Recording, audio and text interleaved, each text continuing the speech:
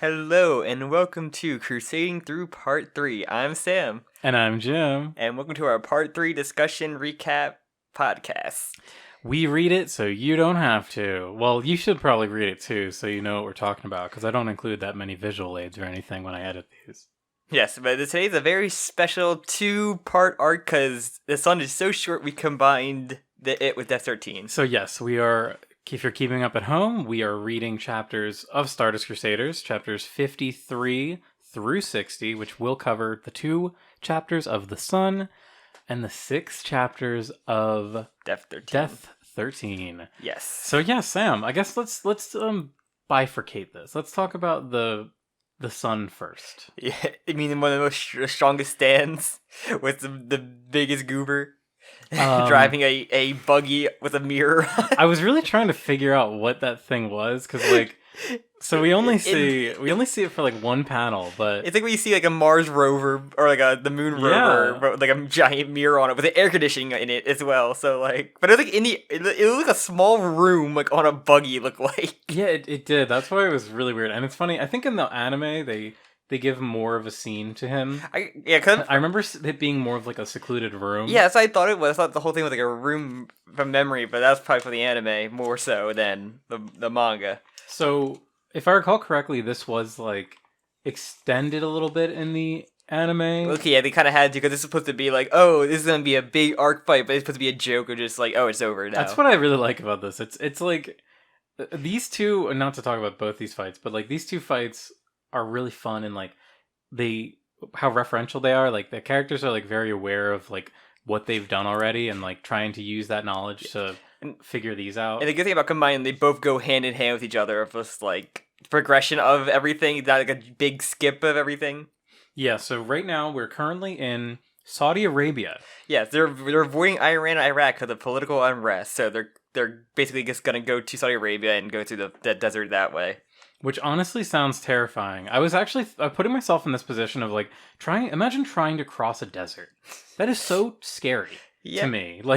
You could die so easily in a huge desert. And then they're oh, we're gonna go take a plane over there. And then, I do how they all nope out of that, because you crashed 3 planes in your life. So. I like how the one thing, well, this is a little further, but the one thing that they mentioned is oh, we're gonna fly a Cessna, so it's just the 4 of us, so we're not gonna be endangering any civilians. They mentioned that, they know that something horrible is gonna happen on the Joseph plane. is cursed. Yeah, literally. But I do love that this is just a good running gag they had. Just one thing, Rocky didn't forget how cursed Joseph is with planes, and I do appreciate that fact. Yeah, it's really fun. It's just one of those things that's all these little tie-in things in part 3 that make it really fun. But to get there, the planes, they have to go to a village, and they have to ride camels to get there. These huge buff camels. I wrote that they're so horrifyingly buff. It's really funny. So there's a whole there's an old saying, I guess, for artists that horses are very hard to draw. Camels look even more difficult just because of their weird leg structure, and the way that he makes the muscles, it's so funny. They're very also camels it goes all over the hump, but they're also not very they go up and down a lot. Of just they have very hard to draw body structure. Yeah, they're very weird. It's what's the saying camels are a horse designed by a committee. Have you ever heard that? No. Before, where it's a very useful creature to use, but it's very weird. I just remember I think it was one of the Total War games where you had camel archers. I'm just that sounds very hard. Very difficult. We get the classic Araki fact of Joseph just being the mouthpiece for Araki, deliberately explaining all of these facts about camels. By also trying and failing, most of the time they sit on the camel. Which I actually love this gag. To me, okay, so one thing I've always had a problem with, because I famously didn't read part 3. I watched the anime up till part 4. In my case, I only read past, up until Pet Shop, and then that's when I read it. Yeah, but so for me, I never really connected part 2 Joseph with part 3 Joseph. To me, they didn't really feel like the same character. But scenes like this, and especially all the little expressions, because I think the manga is so much more expressive than the anime is. Yeah. Especially this period of Rocky's art, the way that he draws faces are very expressive, and which I think it gets way less so going into part 5. Yeah. But and the end of part 3. But no, this whole scene, I love this scene. It does feel like a very grown-up Joseph. Like, he's immature, but he's still Joseph, and like, yeah, he is like, he's trying to be cool, and he's coming off like a complete ass. Yeah, and he's also just like, he would know a bunch of these stupid traveling facts, or like I learned because I learnned this from watching Lawrence of Arabia. Yeah. Like 3 times, and I fell asleep during 2 of those 3 times. I was like, yeah, it's Joseph. It's very honestly a really. It's these little moments that really tie that character together for me. I'm not sure if you watched him on an airplane or something and just fell asleep on it, but I'm not sure if that's when they had airplane movies yet or not. I don't know. I really don't know when that was a thing. But yeah, he also gets spit in the face. Like, oh, sunscreen. Like Also, just a classic moment. I love because we have this really funny subversion of he looks really pissed when he gets spit on, but then he's like, I'm fine, I'm cool. Yeah, because Polnareff's the only one that has to be tortured by animals in this part. He's like the new, like what Joseph probably would have been if he was younger during this part. Yeah, older Joseph has like a lot less.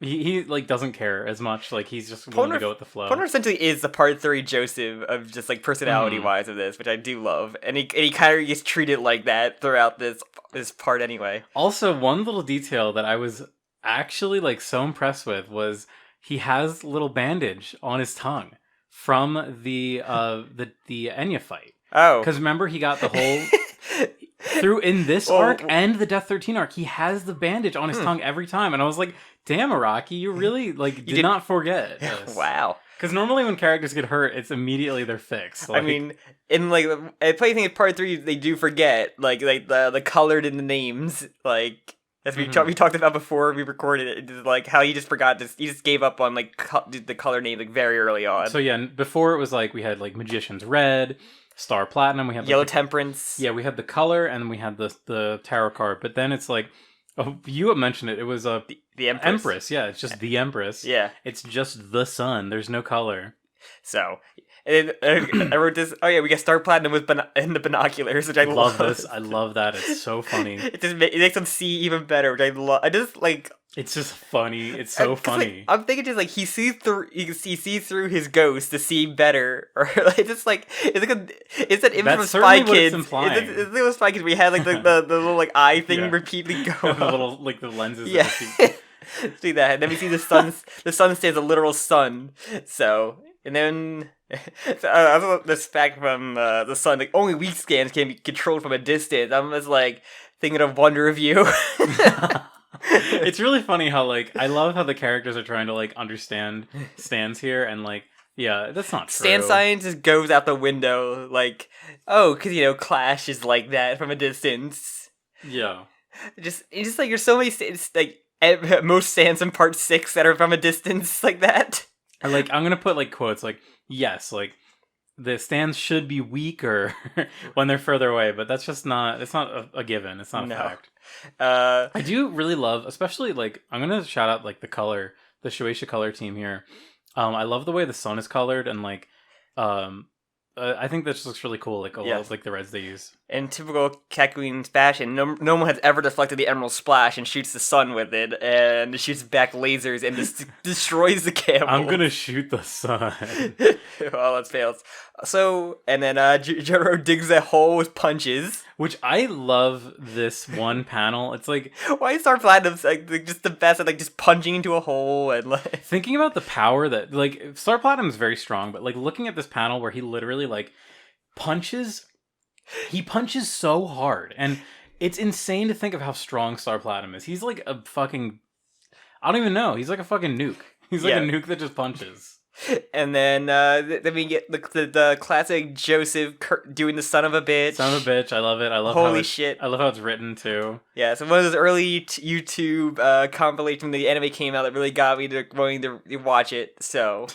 Also, I think it's kind of funny. So, the sun starts shooting out these beams. So the whole thing is the sun is it just progressively getting hotter and hotter. And it's they forget what time of day it is, and then they notice it's 8 p.m. and the sun is still overhead. They also said what's it called? That lasers are so accurate that the user has to be nearby, because I guess maybe this thing could be used far away, but it's this hot and this precise that the user had to be very close. Yeah, there's one part where he literally peeks out with the binoculars and it snipes him. So the sun is the sun is a very strong stand, And I'm guessing he has a one-way mirror then is what he's using.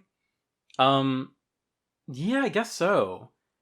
Because he is looking. Okay, hold on. Let me get to that part. So we have the really funny part where all the characters start laughing. Everyone but Joseph knows. Thinks he's going crazy, and like Jotaro shits on him like, "Oh, I thought you were smart enough to see this guy's shadow over the rock going the wrong way." So Jotaro just chucks a rock perfectly like at his head.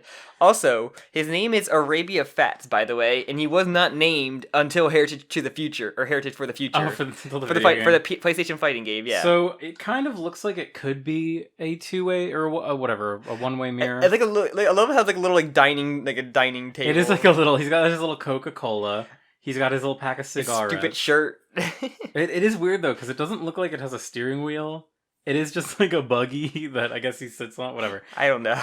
But I do really like. I like this little bit. I think it's funny. It's cute. It's like a little stupid, like side quest where there's like gonna be dumb for a few minutes. Like, I have to get rid of one of these quick. I just want to get to the cooler Egyptian ones because I think we have 2 more left after this.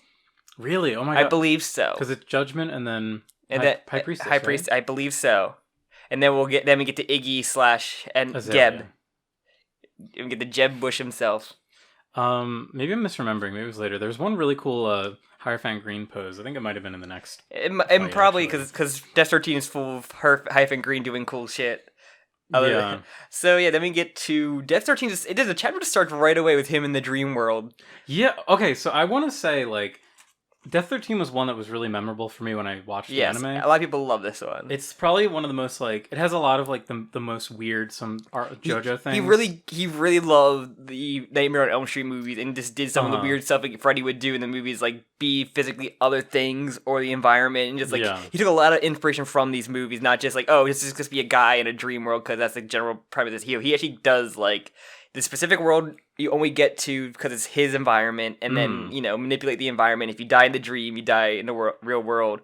The memory thing, that's not like a. That's what I was gonna ask. I don't think that's the Nightmare on Elm Street thing. Because I've never seen a Freddy movie. It's not because they actually they try to say they know about him. They become dream warriors. That's later. But yeah, they have to like stay awake. I'm pretty sure like the whole like you still get wounds and everything. They didn't do the thing where like you try to drag Freddy to the real world. If you wake up and hold on to him, you bring him to the real world. They kind of did the opposite of that with the stands. Yeah, that is true. Yeah, they do the opposite. Yeah. But so I really love just the structure of this fight. Like I like how you said it starts with Kakyoin in the dream world. Like immediately like pulls you in. Like cuz a lot of times with JoJo there's like this slow build up to the fight, but this it's like threat is already here. Like we need to figure out. It's like a mystery almost. And this is like another thing I love. He's a baby. The world is like a carnival, something that your child would love, and it's like a clown face too. So it's like another thing. A whole child is so cool looking. Yes, probably one of the coolest looking stands. I feel like I've underrated it. It matches for all the baby stands that have appeared in JoJo. This is like perfectly fitting for a managed boy of some sorts. But yeah, and then the dog just gets brutally fucking murdered. So okay, one thing I want to say. So the reason why Kakyoin even knows about the stand's name is because a tarot card is given to him. He shows him right away. He just reveals himself. Yeah. Like I love. Is this the first canonical tarot card we've seen? So like, we have like all the characters like. Of like what the user like the users are like named things, but this one we actually see the real art of the character on a tarot card. Yeah, I think the first one actually like on the card itself. Yeah. Other than they may have edited like later on. I had to double check go through it. Maybe some of the intro ones were like that, like Magician's Red. But I'm pretty sure he gave Abdul had the tarot cards on him. And he just like mine's the Magician, so I called mine Magician's Red, like that kind of stuff. Mm. But so I just thought that was really cool. I love seeing like because of course Araki has done art for a lot of the like and we see it sometimes, but like to have it exist canonically in the story is really cool. Yeah, and then and then he comes out of the dog is brutally fucking murdered, and like you see his brain. It's just gross, man. This is one of the most horrifying dog deaths in the series, I think. next to Iggy. Oh, the OVA Iggy death. Yeah, that was horrible. He literally like goes limp like a fucking piece of meat. He gets cut in half too. Yeah, it's brutal. It fucking sucks. On top of the kicking thing. Well, we'll get there. Also, I really love that. So Kakyoin, who's normally this cool, reserved character, he wakes up screaming so loudly. Palmero says that he's like, "You terrified everyone. Your bed was shaking. You were screaming so loud." God. But so then, like, yeah, they basically at the plane place, and it's like, oh, they like delivered this the baby has a fever, and you had to deliver it to the next doctor. And it has baby fangs. I do really like how this is set up though, because it's like, you're given like this whole thing where so Joseph is like, "What? You're telling me that you're taking the deal away? We already paid you." And so first you're like, "This guy's a bad guy," but then you learn like, "Oh no, there's like an emergency. They need to save this baby." I was like, "Who is this woman?" And the woman's like not even related to the baby. She just found it and want to get rid of it because it's horrifying her. She's a literal no one, and she, so as you said, like the baby has like clearly invaded her dreams. And fun fact: the baby, despite having fangs, the baby is not a vampire. Yeah, I guess it is because it's in the sun. Also, it's in the direct sunlight. The name Managed Boy did not happen until the JoJo A Go-Go book that named it Managed Boy, which is Managed Boy. It's so stupid. It still has a reference though. So I know. So yeah, then they all half of them or three of them go. I mean, just two of them go to sleep on the plane, like Polnareff and Kakyoin. Yeah, it's just the two of them. And then Polnareff this has a lucid dream, eat dreams of popcorn, and I heard that he actively lucid dreams in this. He basically does. I really like how, we have these things that are set up, and when you see it, you're like, oh, I know what's gonna happen. Like the second that he makes the ice cream, I'm like, that's gonna turn into something gross. I thought it was gonna become poop. Yeah, but it's not. It turns into like worms when he starts attacking. But they also said Step 13 is a stand of dreams. Yes. And Megaphone just bursts out of the dead dog that's still there. And then, like I said, everyone might know this is very Freddy, like just stuff shit that Freddy would do.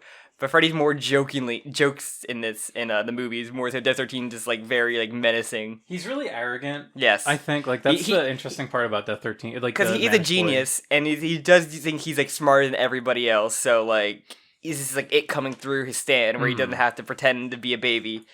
Or act like a baby. Yeah, as you said, like so the dog. Oh, earlier we saw a scene with the dog dead outside, so we know like you die in the dream, you die in real life. They don't even have to explain it. You die in the game, you die in real life. But so yeah, the funny scene where the ice cream turns into worms. That's gross. Porno's about to fucking die, then he wakes up. Death 13 coming out of the dog is really cool too. Yes. Like Death 13 he makes a megaphone, then he just comes out of the megaphone, which is like. He just like 3 transformation. But it's like a megaphone. Then the eye comes out of the megaphone. Then he comes out of the dog because everything comes out of the dog. Well, the megaphone hits the ground first, and then he comes out of the dog. But he just makes 2 different things to burst out of it. But yeah, seriously, I love the art of Death 13. I think this is so really, inspired. I wrote it just had really cool poses in this. My one complaint about Death 13. This is so nitpicky. The scythe is a little too over designed. It has like scythes always are. It has a little too much annoying like unnecessary metal on it, I think, but other than that, I would say Death 13 is like almost a 10 out of 10. I wonder if people make like art of like adult Managed Boy with like Death 13. That'd be really interesting. Well, okay, we need to talk about how Managed Boy looks also. He changes size in every panel. Sometimes his head is 3 times bigger than his body. I think it's like with the part 4 stuff where like they'll have these people like imposing or have them look like how they were supposed to, and then once it goes on you learn about them and like or they get defeated. They shrink, or in his case he just gets bigger and like has to be able to move like because at this point he has to like actually move quick. It's not like a baby. There's a part where I think it's Jotaro or it's Joseph has their entire hand wrapped around his torso. Imagine your whole hand wrapping around a baby's whole torso. This baby's so small. You've seen the size of these people? And it's not until part 4 when Joseph holds the other baby that's less dangerous, I guess, than this one. How old is how tall is Jotaro? Is he supposed to be like 6'5"? He's supposed to be really tall, right? How tall is like 16-year-old supposed to be? I don't know. He's probably like 6'5" or 7 foot. It feels like 7 foot. He wouldn't even fit in Japan. I don't know, man. Half these people are like massive in this. I do not know canonical. I don't even know people's height in this. Isn't he half? Wait, he's not half American. He's half English. He's a quarter American. Oh, he's half English. I'm sure he's half English because he is 6'5". Because not until Holly marries a Japanese guy that he's half. Yeah, he's half. He is 6'5". Oh yeah, I forgot Holly's his mom. Yeah. Yeah. He's 6'5". Damn. 6'5". I wasn't too far off, man. He's a massive. He's still growing. He's still a growing boy. Joseph was also 6'5" at 18 years old. Every Joe stars. He's 17 and he's 6'5". Could you How imagine? how tall is Jolene? Oh, I thought about Because like, that. how tall is canonical child? Not in boots. The boots are like half her height. I hate when they give me the meters. I don't know the conversion. You stupid American, you. Oh wait, hold on. There's a Quora post. So all of it. Keep going. So yeah, Polnareff wakes up, but he had to change the diaper, and the baby makes the longest poop I've ever seen. Okay, hold on, wait. You we wanna need to talk about how disgusting this is. This long poop and it's his little like Goku penis. It's so gross. The guy they drew Goku. Jolene is 5'9". Really? She's pretty tall. I guess the boots make her 6'5". Jolene's pretty tall for 5'9". That's like normal height. That's like average. That's pretty tall for a woman, actually. Okay. 5'9" is decently tall for a like woman. my height. To go back to another show that we did, Jujutsu Kaisen. Remember they talk about what's her name? Nobara? No, who's the actress they mention? And oh my god, I'm so mad I can't. She's like one of the Hollywood actresses that's like really popular. When the thing where they mentioned like They mentioned like a real human. She's like a real human. all I remember them is mentioning what's the name? Bucky. Sebastian They Stan. do All I remember. Hold on. All right, well, Giorno's 5'8". I just want to say. Really? Giorno's shorter than Joey.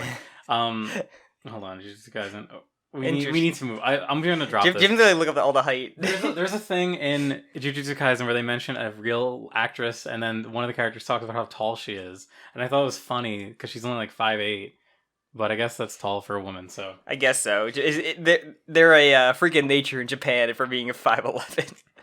But yeah, then we see Polnareff has to change the baby poop. The diaper. which is so gross. Also, I love the idea that it would be that clean and easy. All his poops are identical. This baby poops so consistently, very unlike real babies.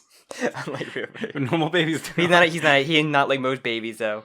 No, but so yeah, this is funny. I like this whole scene where Joseph's yelling at Polnareff to change the diaper. That is just really fucking funny to me. It was Jennifer Lawrence. Jennifer Lawrence, thank you. I knew it was like the big A-lister.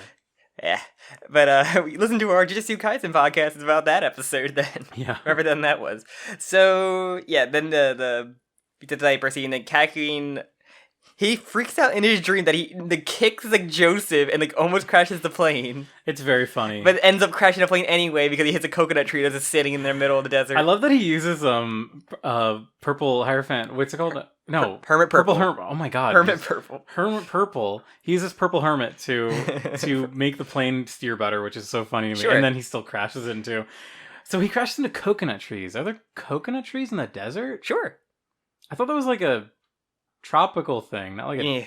Palm tree or I don't know, man. Sure. Palm trees don't like all make coconuts, right? That can't be true. Not all of them, but some of them, I guess. But so yeah, like I said, the arrogance of Dev 13 just like admits to being the user. He said he's 11-month-old baby genius, and he does this fucking crazy thing, just pouring eyes into his mouth so Kakuin can't like scream and yell. It's fucking horrifying image because like it had a clown mask on, so he's just having eyes just pour out. This is a great visual. It's so creepy. It's super fucking. All I can say about these chapters are the visuals are really good and it's scary and Death 13 looks cool. So yeah, coconuts need a lot of water. So the desert wouldn't be an ideal place where like a deserted island where you would see because it's surrounded by water. Yeah. So yeah, Kakuin's lucid dreams a box cutter and cuts the baby stand. Also, the baby like that blade is smaller than my dick. It's not a box cutter. It's like a little. He's a what's it called? A Swiss Army knife. Okay, I thought it was but yeah, the Desert Team like, said it's a smaller than his dick blade.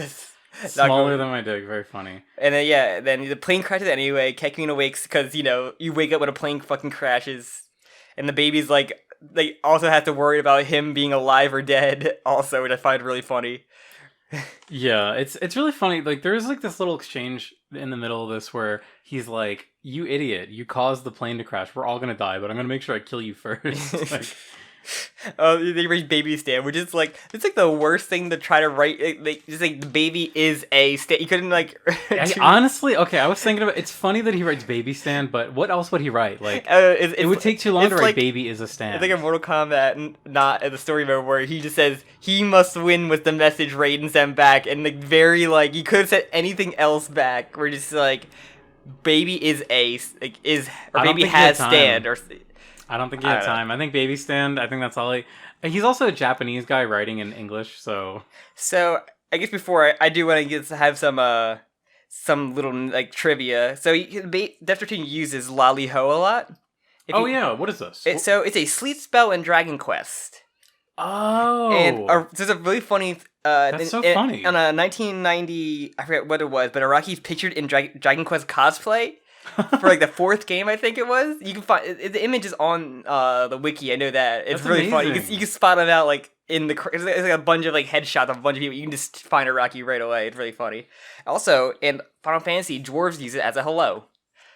Huh. Lally-ho. Lally-ho. I always thought it was just nonsense. You do a hand wave and then go up in the air. That's the Lally-ho I know from Final Fantasy 14. Interesting. But yeah, it's a sleep spell in Dragon Quest. That makes sense. Dragon Quest is fucking huge. And Araki has no problem wearing his inspirations on his sleeves. So. I'll try to send you the image just so you can put it in the episode, maybe. Just like the Rocky head. You just put the entire image up so people can just point out where Rocky is because it's very obvious. It's like Dragon Quest 4, so you had like a head. Everybody had a headband on because that's like what the character had. It's really funny. That's really funny. So yeah, the baby's plotting. After that, it says his allies will pick him up. Like I said, like I want to see like the weird what if chapter of the baby waiting to be picked up, if anything, because I'm pretty sure the next thing is just like the judgment, if I remember, is them going on a side trip because we just to go pick up Abdul or whatever, to Abdul's dad or whatever. The whole thing that be coming up. We'll get there. So I'm just like, so the baby was just gonna be left in like a bunch of around 4 corpses. I'm wondering like. Was one of the Egyptian gods gonna go pick him up, or was it just like the high priestess, maybe? But just like who knows? It could have just been like literally anyone. Who from the meeting, the Dio meeting of how their stands work, was going to pick him up? Because my favorite fact is that. But that. So they end up making a little campfire. Joseph makes baby food. I love the scene where Joseph's playing with the baby. It's so funny because like Kakyoin is like, I know something's wrong, but I can't prove it. It's like there's so much. Like, what's the word? Like, I'm so frustrated for him. Frustration, yeah. Yeah, because I'm just like, oh no, he's right. You're not believing my friend Kakyoin. Also, Joseph making this baby food on the fly makes me think that, like, Joseph went on an adventure with, like, a baby Holly and just had to make baby food, like, on like, an adventure for her. Which I kind of just love that little headcanon. I mean, like, it just makes sense that Joseph, like, later on, too, we see Joseph is really close with, what's her name? The invisible baby? Yeah. It's just... It's the same with the S, the baby. Isn't it like it's a German music reference, isn't it? Yeah, probably like Suzuka or something like that. But I'm whatever. But no, so yeah, the invisible baby from part 4. I love like this continuity of Joseph being like really good with babies. I think that's really cute. He's a good father, but a horrible husband, as we know. And so yeah, man, and then the scorpion almost like kills. Like... Wait, hold on. I want to talk about the baby food. So I love the baby food thing. Joseph makes it sound really tasty, and then Polnareff is like obsessed with it. He keeps eating it. It's really funny. Because it's like. So it's not like, you know, like baby food you find in a store. Cause I never tasted like, you know, baby food. Like I'm not sure when people did like baby food as an adult or kind of thing where you like. I don't think I've ever had it either, actually. People do that like a challenge, but like baby food challenge. I mean, it's probably just like mushy. It's all just mushy vegetables. It's all nutrition because like you kind of have to get all the nutrition out of it for a baby. And not the sweet potato one is probably good because sweet potatoes are fucking terrible. I don't like sweet potatoes that much either. I mean, I'll eat them, but I don't like them. Ugh. So yeah, then the man was almost just killed by a wild scorpion, and he killed it with a pin, and then everywhere he had to fucking eat it, and it's like this scene is really fucking funny. I totally forgot about this. So when I got to this, I was like, "What is this like side arc that's happening?" in this? But the way that it connects in, and like how he needs to like make sure there's no evidence of the fight. I really do like good. There's a little side quest of the villain having to like keep up its front by protecting itself, kind of thing. It's really fun too because it like as a reader I'm like rooting for the scorpion. I'm like, yes, I love when the villain has an issue. That's totally unrelated. Like it feels like it almost endears you to the villain because it's like a challenge they need to overcome. But yeah, the fact that he like has to stuff in his mouth, and then the whole scene where Joseph is like, "All right, time to eat your food," and he's like, "No, I can't open my mouth. The secret will be revealed." And then like Kakarot like sees him like kill the scorpion, he just fucking breaks and like they go to attack the baby. That part is really funny. but and Pono KOs him like when he has like he's gonna emerald splash the baby. So he KOs him with Hierophant Green is still out. Yeah, I think he's about to attack him with like he's gonna emerald splash because that's what he does 90% of the time is emerald splash. But that's like the key. The key thing is like Kakyoin keeps his stand out while being unconscious and then somehow. But at the end of that chapter, with a great Death 13 pose where he's like, "This looks like a job for me coming in because you get KO. Like your own friends didn't trust you. Yeah, now you're all going to fucking die because you didn't trust your friend, you idiots." And then yeah. Oh, wait, I found the pose. This is the pose I liked. Yeah, that's like a part 7 pose. If you go to the end of the chapter, you'll see like the Death 13 pose that I wrote in my notes that I fucking love. I think I'll get to that in a sec. Hold on. But yeah, like we said, Death 13, cool fucking design. You have your work cut out to pick a pose for the thumbnail for this. Honestly, yeah, it'll be hard because like there's a lot of really great panels with Death 13. Or even just the shot of when we start the next chapter of the baby just eating food while everybody's asleep. I really like that. It's really funny to me. Like I really love the idea of this baby stand user. It's very fun. This is what Polpo is when he was a baby from part 5. Just like I feel like Araki really like he gets his money's worth out of this idea. Like he really wrings it dry. Of like we have like this really funny thing where we have the baby needing to be taken care of. For being a genius, his baby still acts like a baby, especially with like the food. Because the food is so good, even he enjoys it though. Yeah, we just have like a lot of really fun stuff. It's just a great little arc. I love the part. So then right at the end when everyone goes to sleep again, there's like all the fun dream logic stuff kicks in. Yeah, so we see all their aesthetics coming back to haunt them. Yeah, like Polnarf's hair freaks out. I love Polnarf's hair. I love his large hairdo. It's very funny. Jotaro's chain strangles him, and Joseph's hand just grows, and Chick chokes him. Yeah. It's funny that he just like doesn't take his hand off. Like he can't. Not in the dream world, the real hand. Honestly, that tracks. Because he doesn't view it as a fake hand, I guess, right now, because he can fucking control his hand to do whatever. One, because he has the Army of Darkness logic of just like, It's true. It just works. It just works because something. Come on. But then we have the really iconic scene where Jotaro summons Star Platinum. And it's completely out of his control. The part when it does a punch on him is crazy. It's not out of control. It's literally just F-13 for just joking and faking it. Yeah, but like the fact that there's like a second where he thinks that he's like it's about to attack F-13, but then it gave me the Toon World from Yu-Gi-Oh, like that kind of goofy like shit. Or just like these cards the stuff that was serious has become all goofy and like it's very like this whole thing too with the part where he hits his face with the frying pan. It's very like classic cartoon. Sort of logic. That's like a lot of the stuff in this. So which is really fun because it's not something you've really seen in JoJo. And Death 13 goes into like how his stand like a dream is when your spirit is off guard. So that's how your stand doesn't work. Sure. It's one of those things where like I would have been fine if you didn't even explain it. Like you didn't need to. You could just say that you can't bring your stand into here, like without whatever, like, without bringing it in there. Like sure, it's like I said, it's just the reverse like Freddy. Cause I watched a bunch of the Nightmare on Elm Street movies. Like okay, you did have the logic of you can bring Freddy into the real world if you're holding on to him when you wake up. So I can think the reverse thing of just bringing your stand in when you're falling asleep or get knocked out, which is the only way that probably would have happened if having your stand out and get KO'd. Yeah. And then yeah.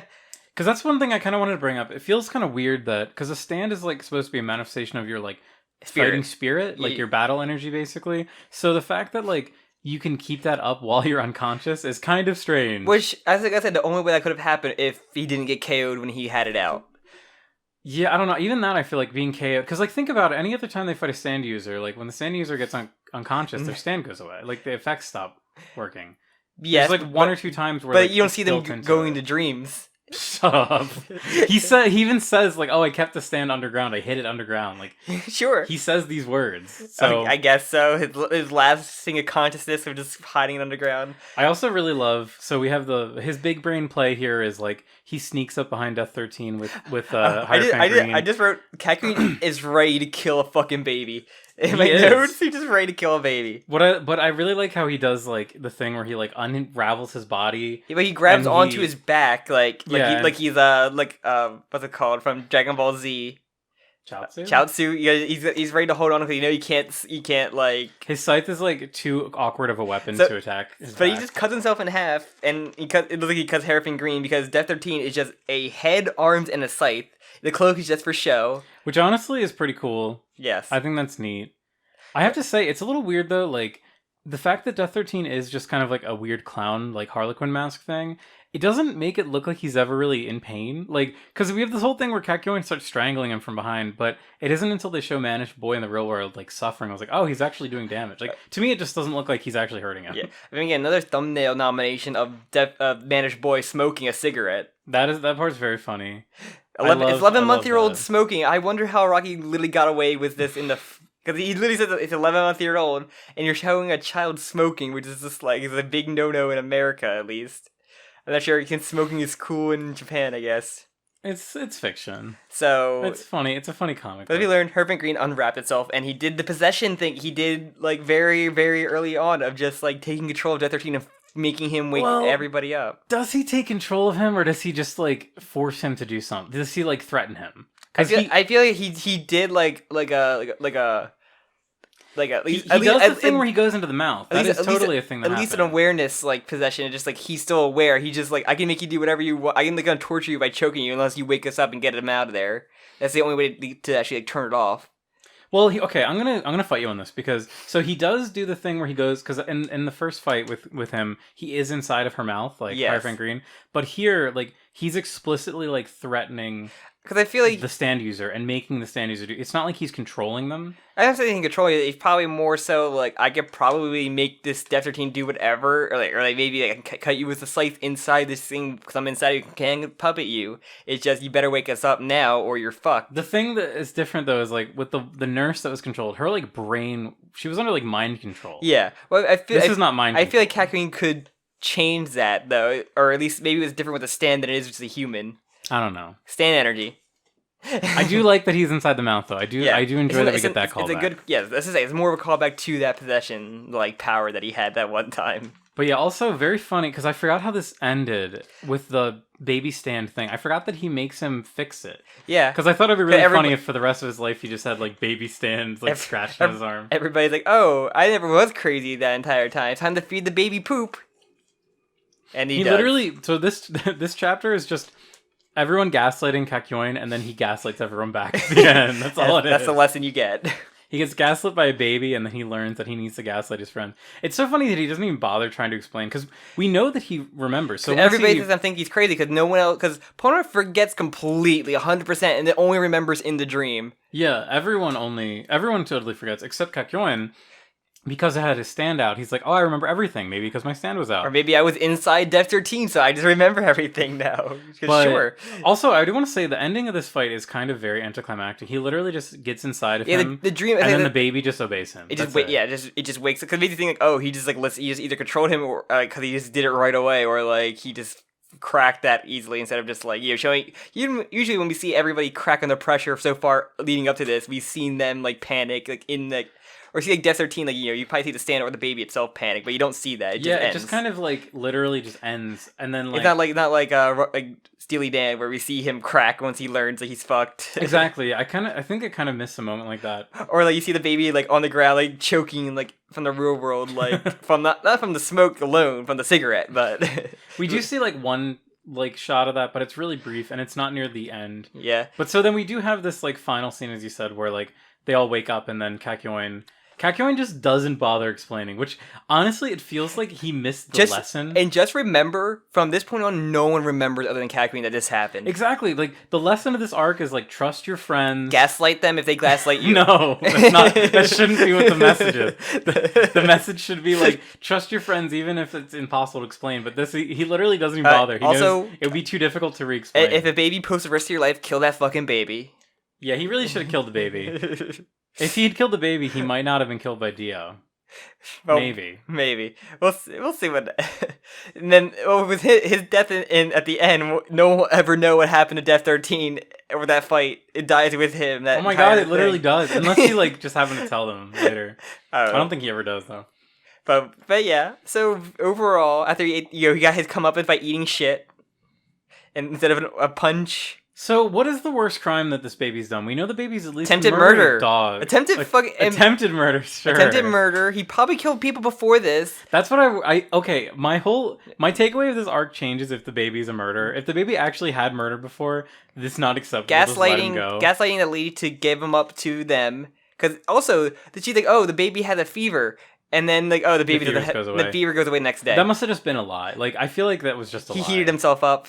I guess he in his own dream he made himself like have a fever, so he woke up like super heated. I guess. I don't fucking know. I don't know. Man. I think literally just lying. I think it was literally just they didn't bother checking the fever. But yeah, this baby has multiple attempted murders, like actual like injuries, animal cruelty.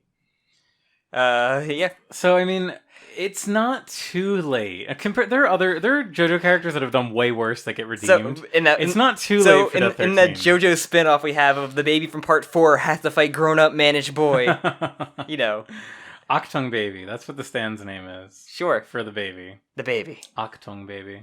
So yeah, overall though, I enjoyed these 2 chapters. They're very like one's more of a joke and one's more of like an actual like probably the most memorable. Is this the most memorable? It's one of the scariest because, like... Do you think this is the most memorable, like, the, I guess, individual tarot card fights? Yeah, for the first half, I would definitely say... Let me actually... Hold on, I'm going to look at because I think up there was, like, not... Like, probably, the lovers, I think, of, like, probably being the best... Because even the Hangman and Whole Horse isn't nearly as memorable as this. I like that they even mentioned the lovers in this fight as, like, that was a really hard one. Yeah, because... It's not like the lovers, because the lovers can be used from is weak and can be used from far away, and only weak stands can be used from far away. It's true. So yeah, let's see. We've got because a lot of them were just like jokes, or just like we kind of like begrudgingly hate a lot of them, and it wasn't until like Yellow Temperance, like we have the Tower of Grey being a meme, just being how strong it is, but not like a really memorable fight. Yeah, I mean, I would definitely say out of the tarot card ones, this is definitely the most memorable. The lovers, and I think Yellow Temperance is probably the 3 most memorable ones for me. Yeah, I mean, the Hangman Whole Horse thing is also really memorable. But people only remember Whole Horse more than Hangman. It's true, honestly. Because like Enya and Jay Guile are like, who cares at this point in the story? Photo gets his revenge so easily. It is really funny how unimportant Enya is, like, going forward. Yeah. I know she was important initially, but she she showed up in part 8, technically. She does. She literally does. So, yeah, the sun's very fun, but it is just a joke and meme. It was certainly a good idea to combine these two, looking at the time we have currently. Yeah. So, yeah. So I think, overall, I think Death Routine is very cool, like design and the stand user itself. It matches up with the stand. Like, you don't get many of those cases of like the Villains of the Week stuff where the stand fits perfectly with like the user and cool aesthetic and get some cool poses. Probably, I think, the most memorable stuff comes from him. And he pulled what he pulled from Nightmare on Elm Street. Like, really shows in this. He kind of had fun with that. Of just like he can literally like affect the environment and just like come out of anywhere. It's just really, it's one of those things where like we're only ever really given this Dream World stand thing once. Like, I can't think of any other times where there's a stand similar to this. Nothing really affects the sleep. And it just works really well. It's like a fun little new thing. It feels really fresh, and they do a lot with, as I said, like he really wrings out as much usefulness of this arc that he can, and it's great. It's a good arc. Yeah, very fun. And 10 out of 11. Rip Arabia Fats, who's probably just knocked out there in the middle of the desert. They probably broke his buggy while they were at it. I mean, it's one of those things like they did tie, what's it called? I was gonna say Wheel of Fortune to. It's gonna be like a Wheel of Fortune thing where like they didn't kill him, but they basically left him to die. Yeah, because Joseph had like, oh yeah, remember when I tied a Nazi to a cactus? I'm gonna do that to this man. I'm probably gonna do this fat guy in a buggy. Or they just tied him to the buggy and just had it just go off in a distance permanently, like to the in the middle of the desert, straight towards Iran or straight towards Iraq. But like it is, for a joke, the sun is really powerful. But like these are two very powerful stands. I don't think I mentioned it, but the sun really reminds me of in Hunter x Hunter. There is another character This is kind of a spoiler. Oh so I won't yeah. say. So That's during the fucking Chimera sick. Ant arc, there's a side story where we see a lot of other characters not of the main group. Well, I think want to hear us and one talk of them about has it. a. I think want to hear us talk about it. We have a Chimera Ant episode. We do. We have two actually. We split it Yes. now. So, but yeah, there's one character that has an ability where he kind of summons a sun, but it's based because he also Based. creates his own armor that protects him. It's not- actually the coolest shit ever. It is very rad. Hunter x Hunter That is so literally incredible. Everybody's like, we gotta get the fuck out of here. Yeah, everyone. I mean, all the friends are like, this guy he's off the deep end. We gotta This go. is the strongest power. We I need gotta to get out of here. But yeah, it's just like it's some really cool shit. Like the sun is very powerful. If you probably it's like a hand. He was smarter. Yeah, it's a really hand situation where he was smarter, but he also it's also, as we learned, it's a stand that he needed to protect himself because he had air conditioning. Yes, he did. So it's very much like Survivor. It's a stand that it's kind of a double-edged sword. It Yeah. doesn't really help you as much as it But, hurts you. If he just went to an air conditioned, he couldn't really use it in a city because they could have found an air conditioning area or It'd be cool if he he attacked knew, them in a city. or if he knew they were in a building, he could just attack them with the lasers and fucking put the city on fire. Do you think he could summon the sun inside of a building? Probably. That'd be cool. That'd be so fucking The sun cool. is just literally very close to them, and it's literally had waves on it that shoot the lasers. Because there's a part where Kakyoin It's goes very- up 90 meters, I think. it's very much so how it's the- pretty high in the sky. It's very accurate how the sun would be, where it kind of just it's not just this glowy thing. It just have the little waves and stuff that come out of it. I'm not I don't know the terminology, but you would, what are they, solar flares? yeah, very. And just what are the actual uses to this thing, or could he use it more in other scenarios we've seen, if he attacked them somewhere else in this adventure, if he teamed up with Enya, Yeah, that would have been a good one. or The zombies wouldn't have been affected by the heat. Probably They not. could still keep attacking because they wouldn't feel pain. even on fire, they would have been zombies on fire, which is more dangerous than a normal zombie. just I'm trying to think if he went to Antarctica or a really cold oh my place. god, That would be a really good stand to have. Because Yeah. you just keep warm.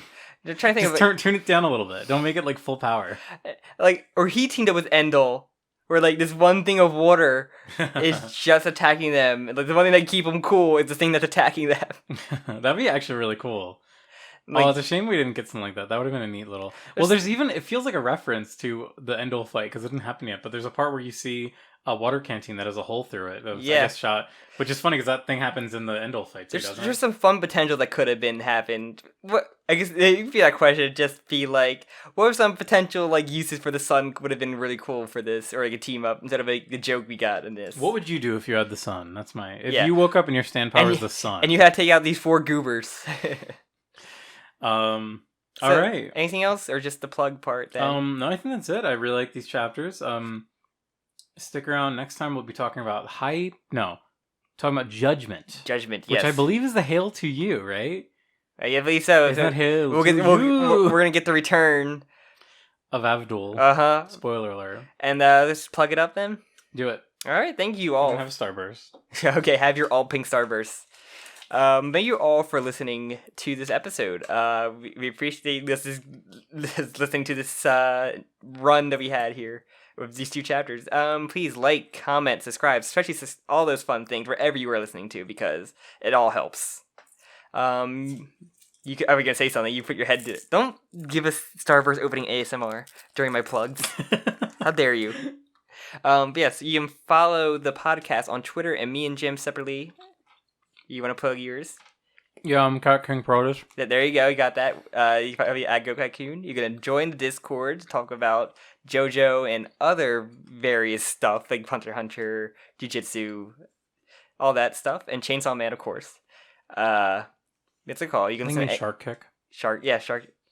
Currently, it's called Shark Kick on our... Shark Kick, yeah. As a reference. A very Makes good me sad just saying that. It does. It is very sad. And then...